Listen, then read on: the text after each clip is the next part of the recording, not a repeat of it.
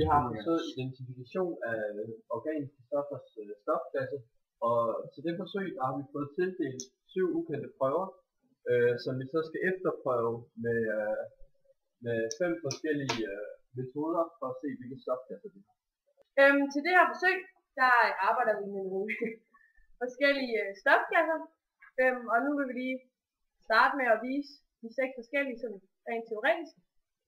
Først så har vi en carboxylsyre. Den ser sådan her ud.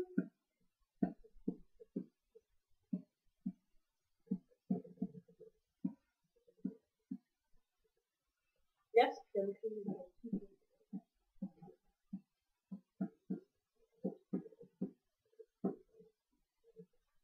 Så arbejder vi også med en aldehyd, og den er næsten det samme.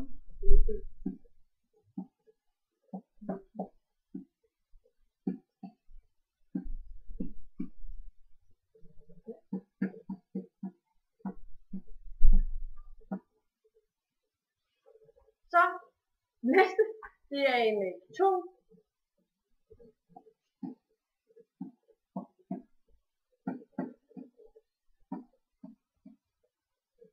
Og så arbejder vi med alkoholer, og der er både en primær, en sekundær og en tertiær alkohol. Og en primær alkohol, den er sådan her.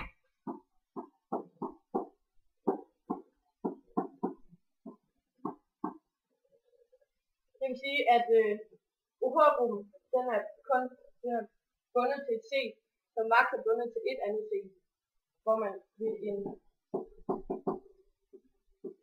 sekundær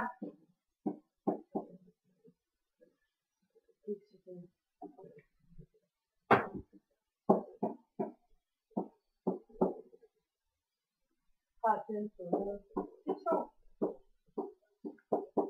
og en tertiær.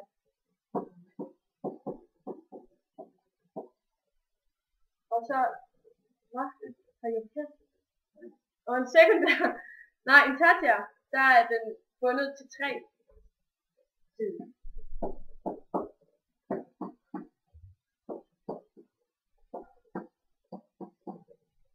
Så en tertiær, den sidder altså ved en forgrening i den organiske forbindelse. Vi vil nu tage hver enkelt prøve og forklare, hvad der sker ved dem rent kemisk. Okay, så skal vi bruge den her carboxylsyre for simpelthen at se, om vores første prøve er en carboxylsyre. Og det vi gør først, det er, at vi tilføjer lidt vand til prøven for at se, om der bliver dannet syre. Og det kan vi så se på det her skema, at det gør så. Derefter så vil vi tilføje noget natriumhydrogenkarbonat, som består af 2 ioner, Na+, ja, den har jeg ikke skrevet, og HCO3 nu. Og Na+, det er nemlig bare en tilskud, derfor får vi den her i stedet. Så det tilsætter vi, og så bliver herovre, der bliver der så dannet H2CO3, som er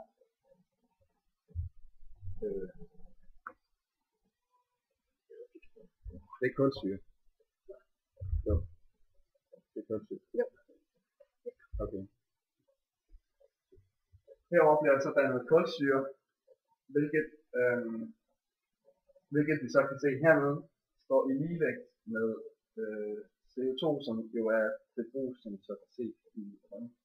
Og derfor så ved vi, at det er en syre. Ja, så hvis denne her prøve, den er så positiv, så ved vi, at når der er brug, så ved vi, at den er positiv.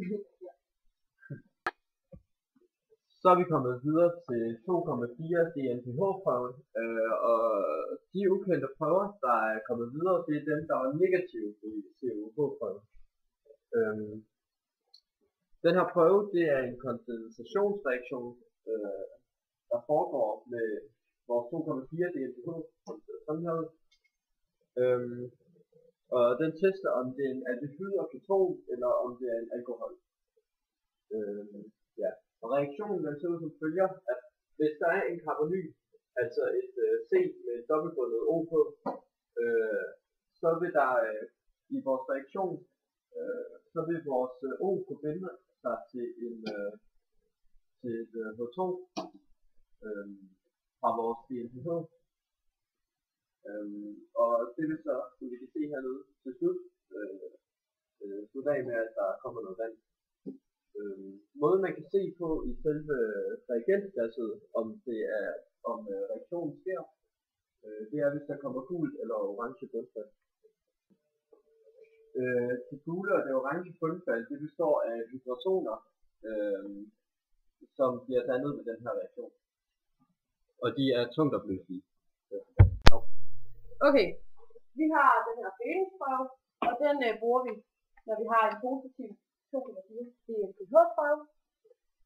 Og som vi kan se på det her reaktionsskema, så har vi en aldehyd, eller en keton, som vi opvarmer og tilsætter noget delingsvæske, som er den her, koger 2 ioner, og den er blå til at starte med.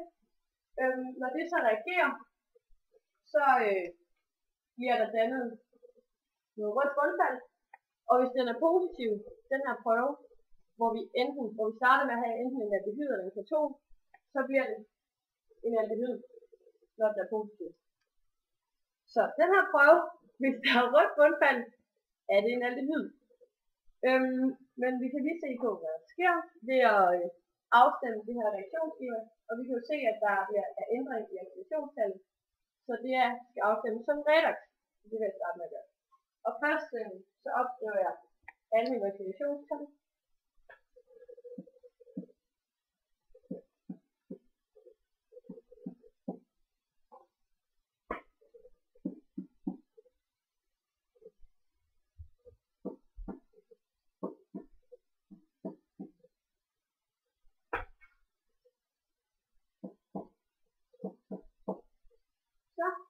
Så kan vi se, at der er en ændring i siden. Den går fra minus 1 til plus 3. Den går altså 2 op.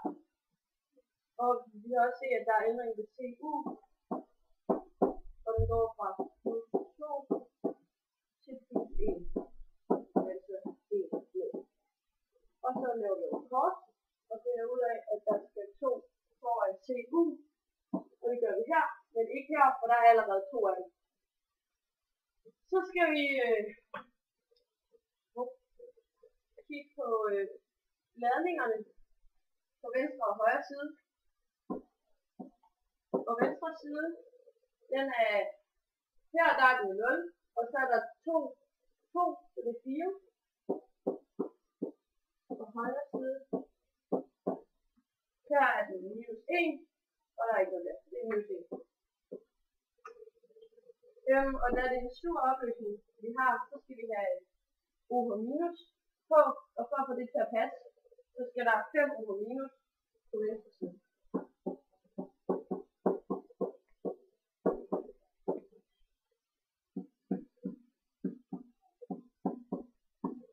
Og så skal det hele afstemmes, O og H.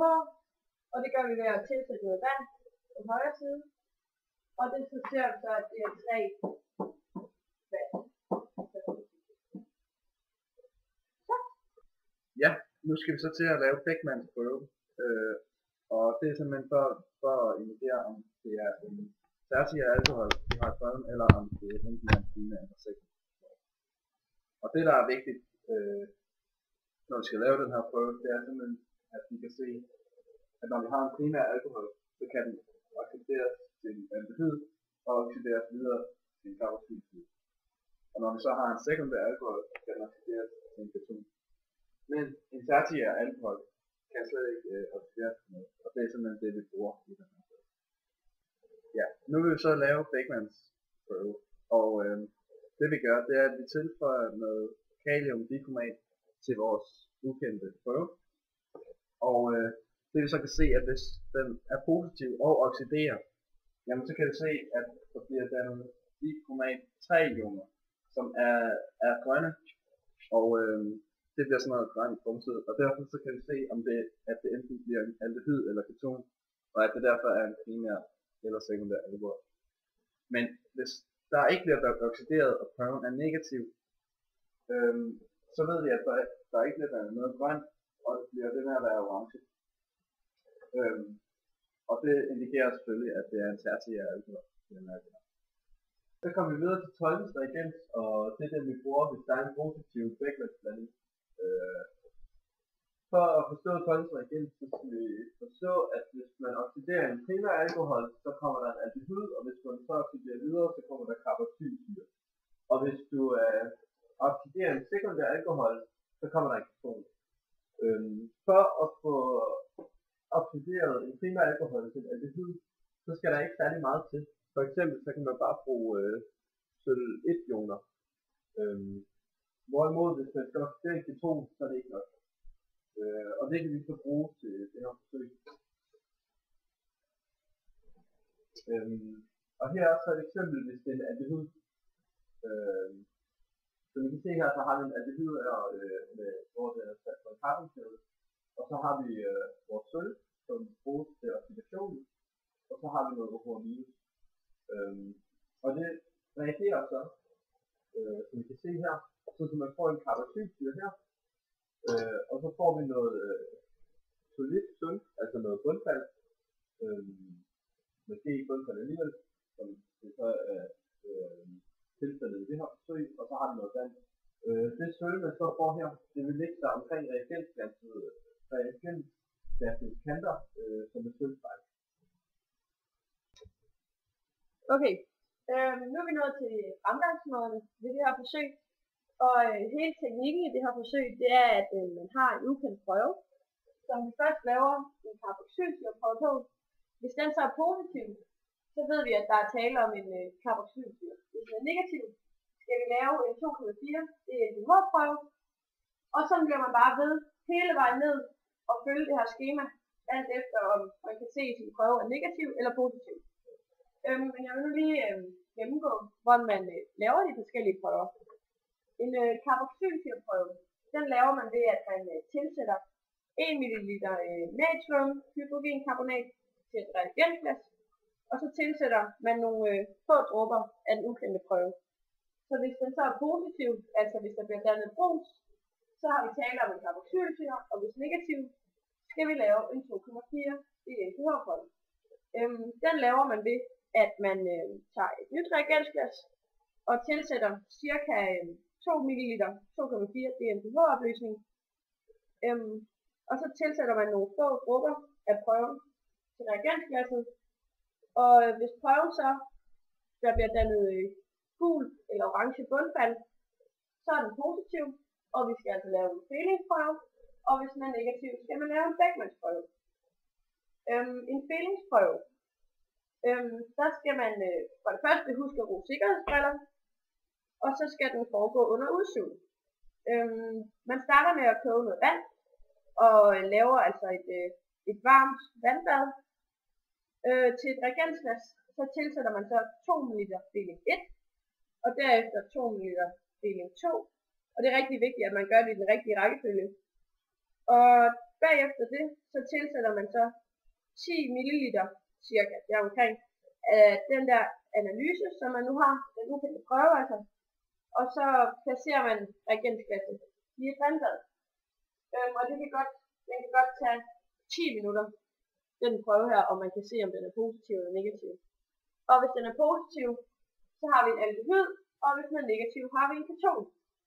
Og så har man overslået den her over, og man går over og kigger på alkoholer.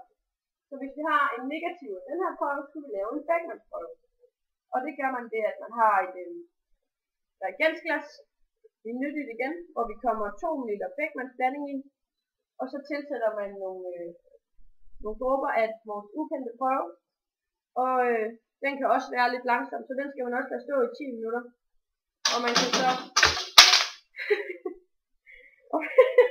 Hvis den er positiv, skal vi lave en 12-prøve. Og hvis den er negativ, så er der tale om en tertiær alkohol. En 12-prøve, den er lidt mere kompliceret. Den laver man ved, at man har et reagensglas, hvor man tilsætter 2,5 ml 0,1 molær sølvnitratopløsning. Og herefter så tilsætter man 1 ml 2 molær natriumhydroxid. Og Efter det, så tilsætter man dråbevis 4 molar ammoniakvand. Og der bliver dannet noget bundfald, og man skal tilsætte så meget ammoniakvand, så alt bundfaldet det forsvinder. Når man har gjort det, så blander man i et nyt reagensglas et par milliliter Beckmanns blanding med 5-10 dråber af den ukendte prøve. Så man har altså to reagensglas nu. Så laver man en Conway-skål, og den lavede vi selv. Og det er, at man har en stor skål med en lidt mindre skål indeni, hvor vi har et låg til. Og i den store skål, der skal vi hælde indholdet fra det reagensglas med den ukendte prøve i, og i den lille skål skal vi hælde det fra den anden. Og så lægger vi låg på, og hvis den er positiv, så bliver der dannet et sølvspejl, men det kan også godt tage i hvert fald 10 minutter, den her prøve. Så der man skal have tålmodighed. Og hvis den er positiv, så har vi en primær alkohol, og hvis den er negativ, har vi en sekundær. Okay, nu vil jeg så demonstrere vores resultater, som vi har fået fra alle prøverne. Og hvis vi starter med prøve 1, ukendt prøve nummer 1, så fik vi en negativ carboxylsyreprøve her. Vi fik også en negativ 2,4 DNPH-prøve, som vi laver efter. Og når den så er negativ, så ved vi, at vi ikke skal lave feelingprøven. Så lavede vi en Beckmanns prøve, og der fik vi en positiv. Så går vi nemlig videre til Tollens prøve, og for at vise, om det er en primær eller sekundær alkohol. Og den blev så negativ, og derfor så ved vi så, at det er en sekundær alkohol.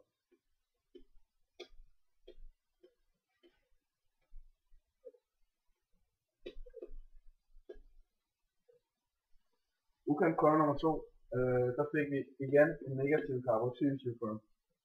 Vi fik en positiv 2,4 DNPH-prøve. Derfor så laver vi feelingsprøve den her gang. Og da den bliver negativ, så ved vi, at det er en keton der.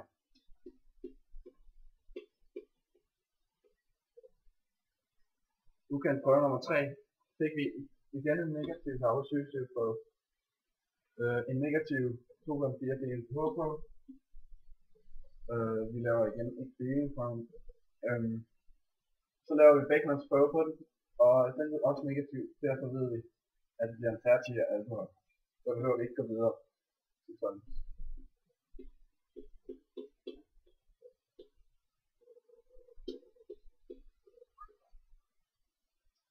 Nu kan vi prøve nummer 4. Vi fik igen en negativ carboxylsyreprøve igen. Negativ her. Og så laver vi så Beckmanns prøve, hvor vi får positiv,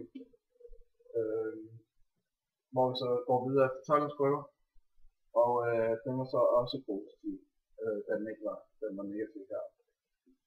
Så derfor så bliver det samme primær alkohol.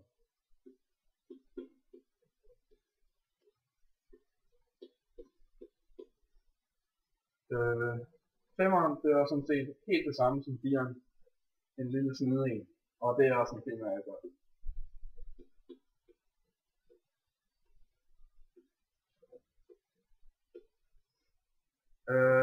Det er så 6'eren. Vi fik igen en negativ carboxylsyreprøve, men en positiv 2,4 DNPH-prøve. Og derfor så laver vi feelingsprøve på 6'eren. Den bliver positiv, den var negativ her oppe i 2'eren. Og derfor så bliver det nu en aldehyd.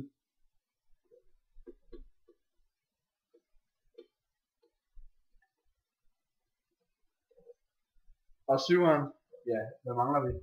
Vi mangler faktisk bare en positiv carboxylsyre på det. Og det fik vi også. Og derfor så er det så en carboxylsyre.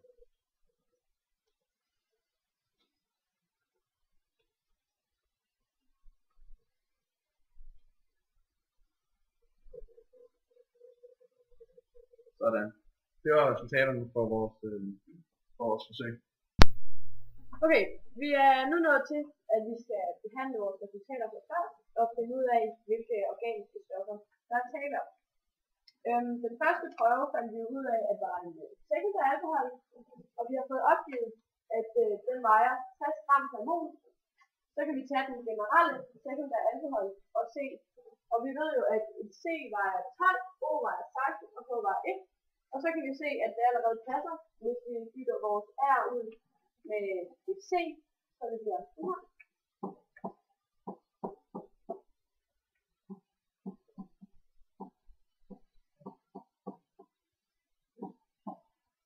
Så kan vi lægge det hele sammen, og det giver 60. Så er det bare navngivning. Og da vi har 3, så er det propan, og vores overgruppe, vores alkoholgruppe, den sidder på 2'eren, så den hedder propan 2. Så er vi så nået til prøve nummer 2, og vi kan starte med at skrive vores ketoner. Og så ved vi, at der skal være mindst en sammenhæng på hver side, for det er keton.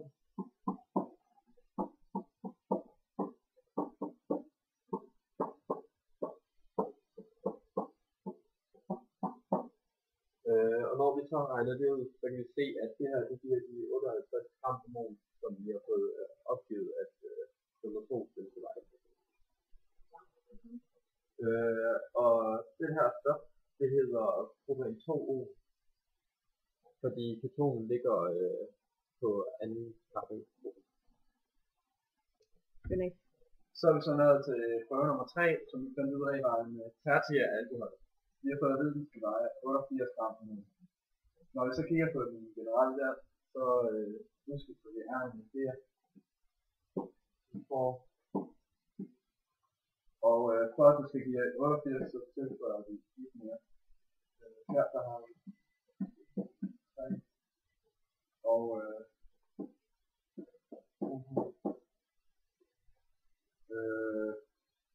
ja. Og så har vi det går på alle her.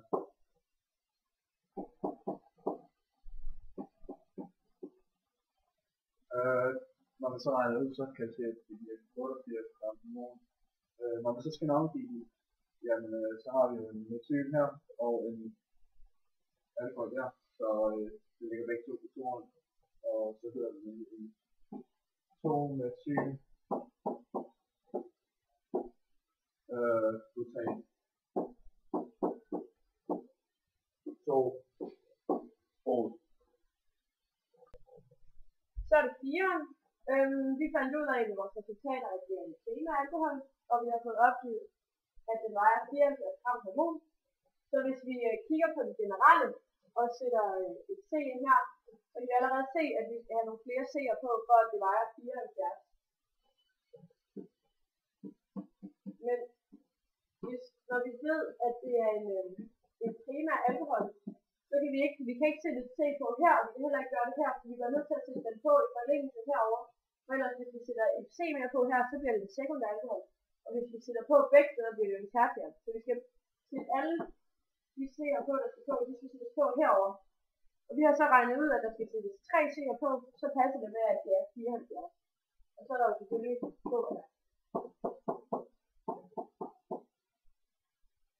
Og den skal navngives, og der sidder jo en alkohol på 1'eren, og der er 4, så det er en butan 1O.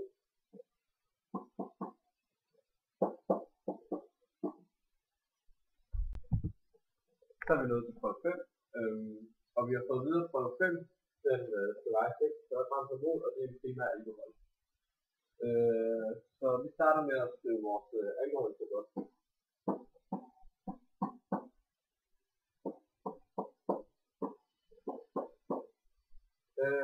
Så sætter vi kampen på der, hvor der er.